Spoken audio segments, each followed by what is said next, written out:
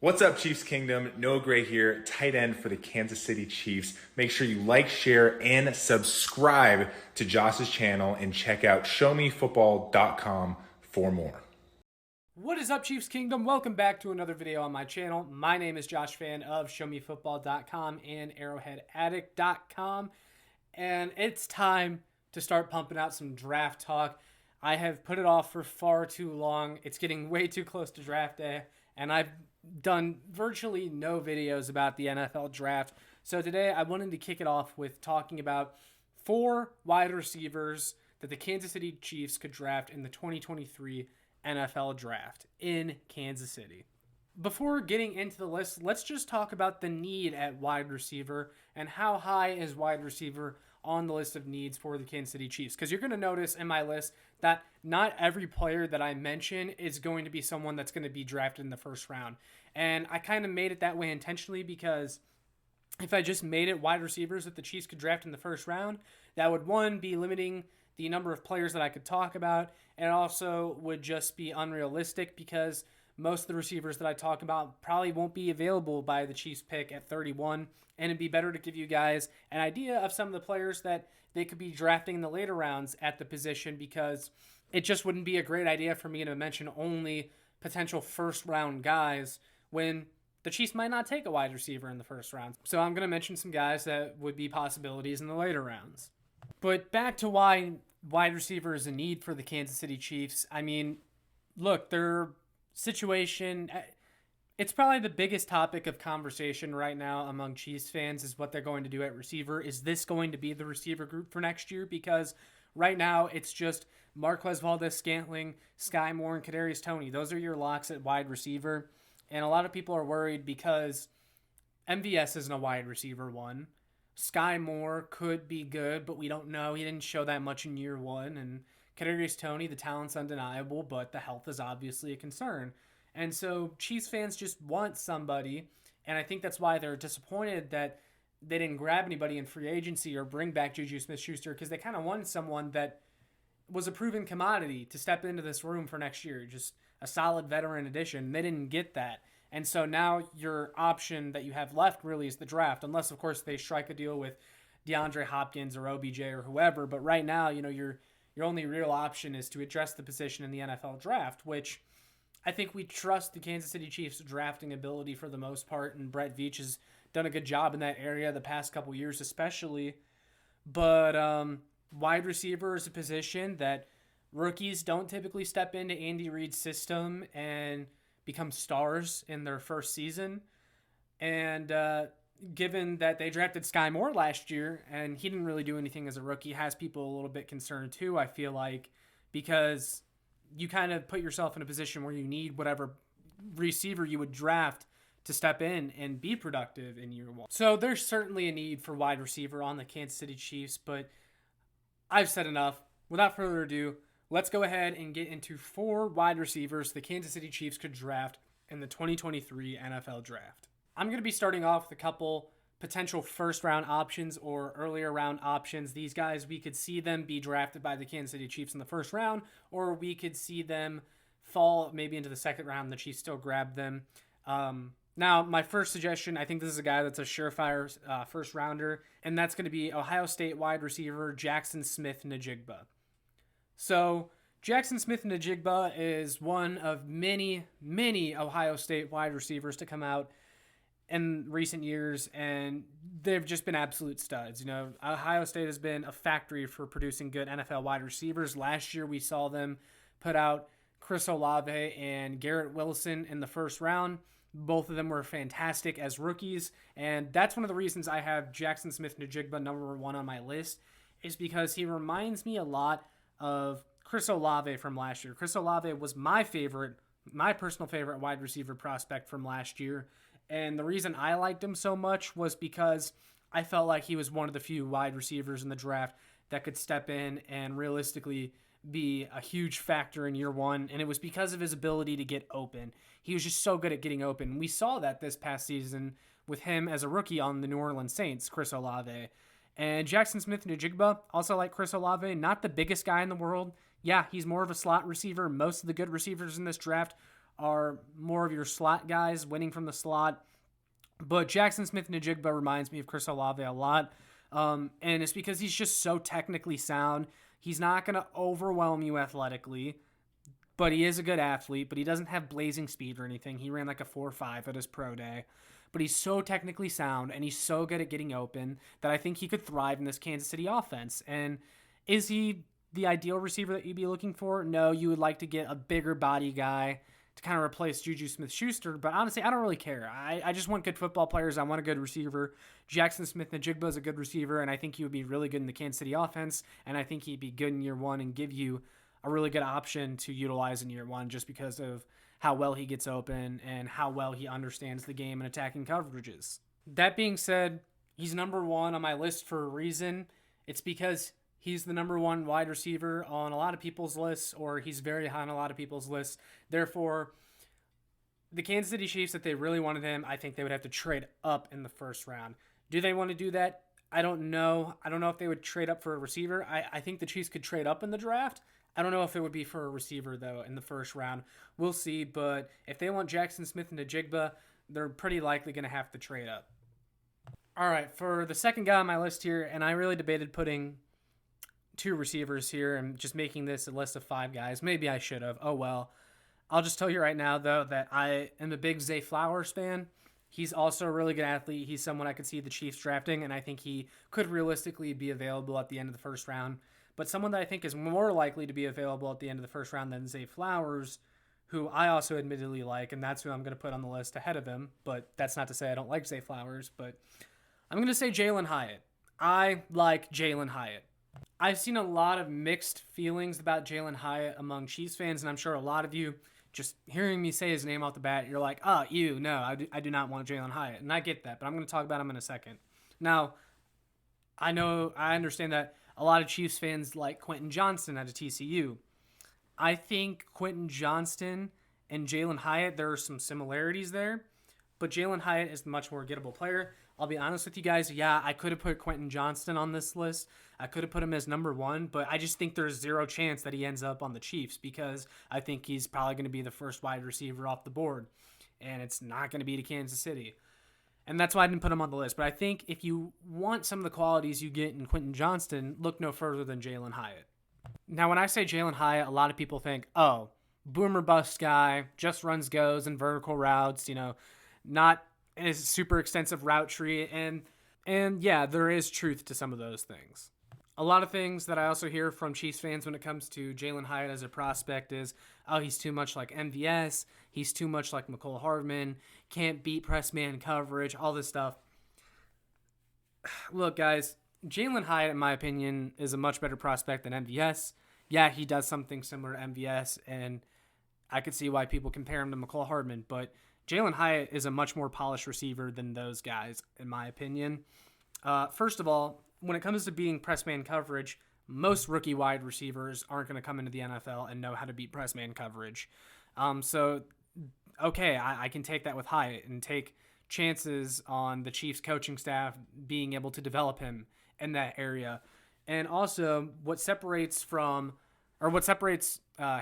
from like MVS and McCole is I think he's an elite ball tracker when the ball is in the air. That's something McCole Hardman wasn't good at.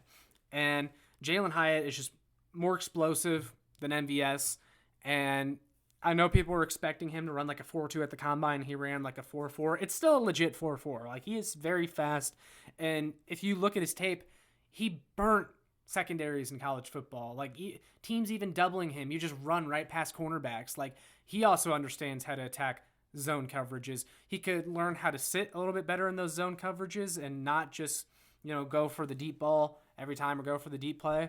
But that can easily be taught. I also really like Hyatt because he is a better catcher than MVS, and I think he's a better catcher than McCole Hardman. You look at his tape, he is also a hand catcher. He is not a body catcher, and he has pretty good hands for the most part. Yeah, he doesn't have a very expanded route tree, but that's also another thing that could be taught, and I think his athleticism will allow for him to expand his route tree a little bit more. and learn to be a more complete receiver. But I would really like him as a rookie too because of the big playability that he provides as a rookie. I think you could still really take advantage of that. He might play more of a McCole Hardman role as a rookie, but that's fine because if that's the case, then he's someone that can be a deep threat for you, take some pressure off Kelsey and the other guys on offense, and he could put up like 500 yards and a couple touchdowns. And I would be perfectly okay with that. I also think calling him just a vertical guy is unfair. Yes, that's mostly where he won on those types of routes, but I think he's a little more than that. He can do a little bit more. He can run a post. He can run a slant. He got some dump offs, running some out routes sometimes at Tennessee. So, yeah, his strong suit is those go routes and vertical routes, but I think it's disingenuous just to call him a go route guy because I think he is a little bit more than that, and he has potential to be more than that. But yes, if he came in here as a rookie, that's where he would be used most of the time, and that's fine. So, yeah, I like Jalen Hyatt. I think he has a real high ceiling. Kill me. I don't care. The Chiefs also clearly have interest in him because they talked to him at the Combine. I believe there's a real possibility that he's the pick at 31, and some people might feel like it's a little too rich for him, but if they don't grab him at 31, they're certainly not getting him in the second round. I can tell you that right now. Now, let's get on to some of the more mid to later round guys, some of those options. The first name that pops up in my head when you mention mid to later round guys that could still be really good and would be a great value pick for the Kansas City Chiefs, I think of Jonathan Mingo, wide receiver from Ole Miss. And Ole Miss is another school that's actually quietly been a wide receiver factory. DK Metcalf, AJ Brown, Elijah Moore, Jonathan Mingo, those are just a few names right there.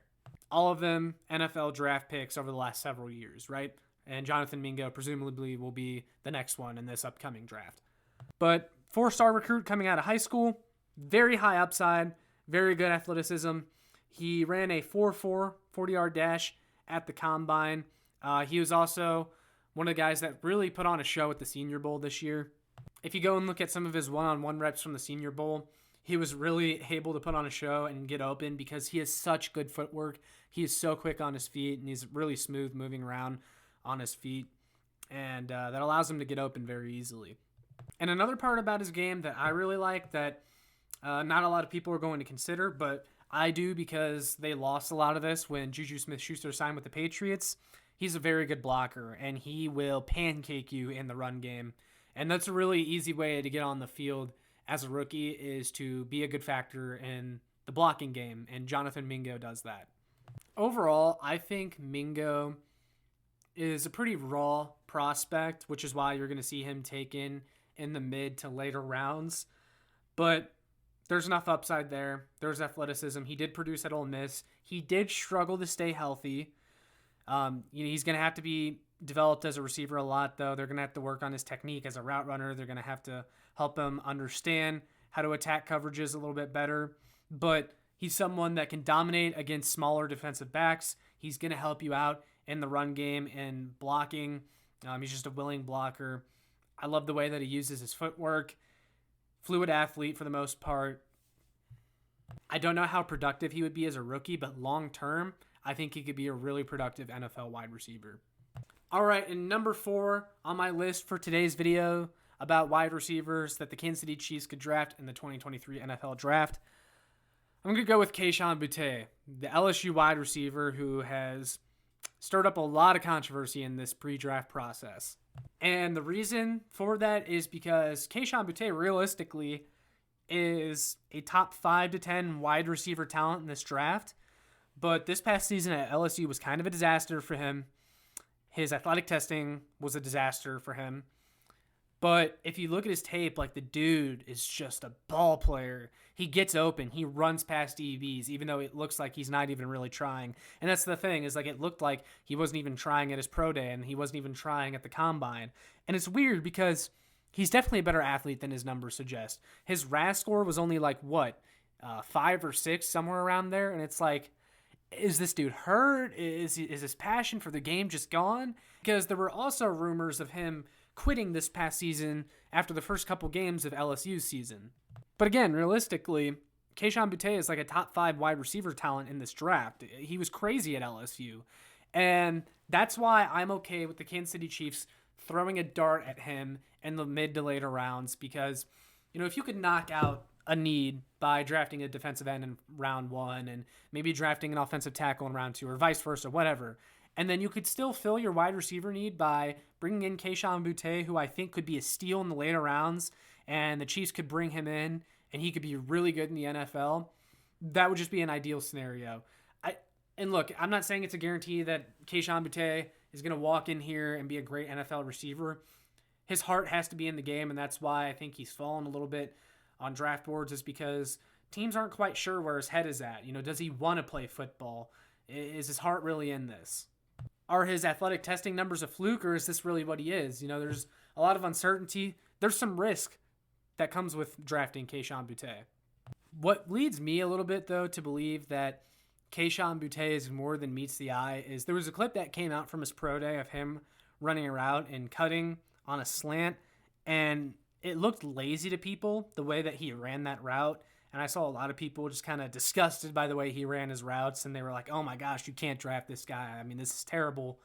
But it didn't look too much different for me from what his game film looks like.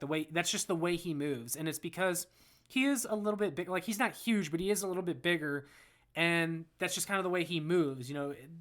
It kind of looks like a lazy cut, but it is deceptive to linebackers and some defensive backs. It works for him. It just does. I can't really explain it, but it works for him, and that's how he's able to get open.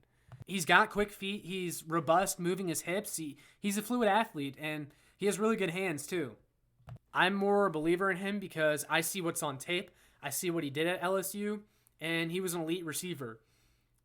I understand why teams could be turned off, though, and that's why he's going to be a mid to later round pick. And I would love if the Chiefs threw a dart at him. I so would. And he also can play the X receiver position, too, which is different from a lot of the guys that I mentioned who mainly win from the slot.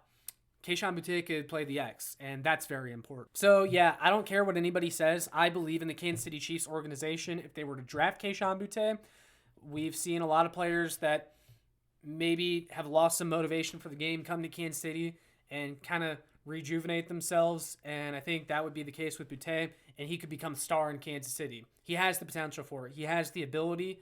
He just maybe quite hasn't shown that and hasn't really shown the interest in wanting to do that, but I think Kansas City could change that. So, yeah, that's my list, guys. Those are 4 wide receivers that the Kansas City Chiefs could draft in the 2023 NFL draft and some of my favorite prospects. But I want to hear from you guys. Do you agree, disagree with my picks? Is there anyone I missed that you would like to see the Chiefs draft?